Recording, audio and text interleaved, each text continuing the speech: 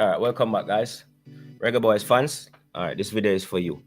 So the hot topic of debate right now is should they fire the head coach or should they keep him? All right. The Jamaica Observer is saying that players are coming out in support. Earlier this week, we heard that the JFF had decided, um, due to a vote of 5-2, to let the head coach go.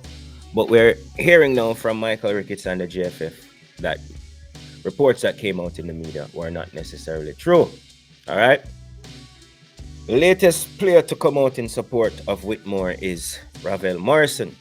It was alleged that Whitmore and Morrison had a falling out earlier on in the campaign. So a lot of us might be surprised to see this player coming out in support of the coach. His argument is that it would not necessarily benefit the continuity of the team, and seeing that the team's performances have improved slightly, they feel it would not be the best decision to let go of the coach right now. That is the opinion of the player. We will get into the Jamaica Observer article, okay, guys? So the Jamaica Observer is saying, even with the mounting calls for the removal of Theodore Tappa Whitmore as Jamaica senior men's head coach, at least two prominent players have publicly supported the under pressure tactician. I'm not sure if the word tactician is the right word to use right there. Okay, Observer, we see you. All right. So we know about the statements that Bailey made before the El Salvador match, saying that he thinks Tappa is a good coach. Some of us may disagree, some of us may agree. In my opinion, I think the coach should have been let go from after the Gold Cup, but my opinion don't count because I don't work for JFF. All right. The Reggae Boys have endured a patchy final round of World Cup qualifying. They saw their chances of advancing to the global football showpiece further dented after the 1-1 draw results away to El Salvador last Friday, and then 1-1 draw again last Tuesday against the United States. All right. We are in 6th in the 8-team table with 7 points from 8 matches, with only the top 3 countries assured of a place to Qatar in 2022 World Cup finals. All right. There's also the 4th place spot that goes into the playoffs, and the rules for the playoffs have been adjusted. So if you want to find out more about that, you can check out my bridge in Formula Sport.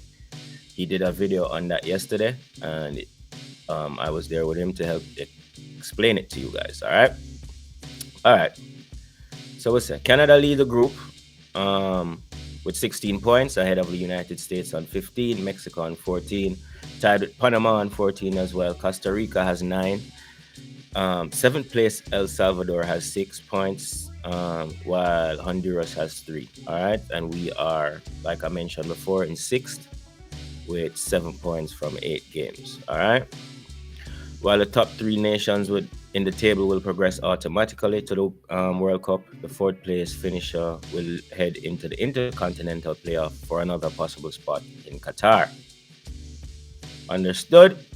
Good. All right. Jamaica's next scheduled qualifier is at home to Mexico on January 27th, 2022. All right. Despite the boys' plight, midfielder Ravel Morrison, in a Twitter post on Wednesday, said it makes no sense to sack Whitmore at this stage, when the team played 2 very good games against El Salvador and the USA. All right. Ravel also added that Jamaica bettered their opponents for large spells and were very unlucky not to take maximum points from both encounters. He noted that San Salvador they conceded a late equalizer, while in Kingston they dropped points because of a wrong decision that was made against the team. All right. Against the Salvadorians, the boys conceded an Alex Raldon goal in the 90th minute after they had taken an 82nd minute lead, courtesy of Mikel Antonio's impressive solo effort.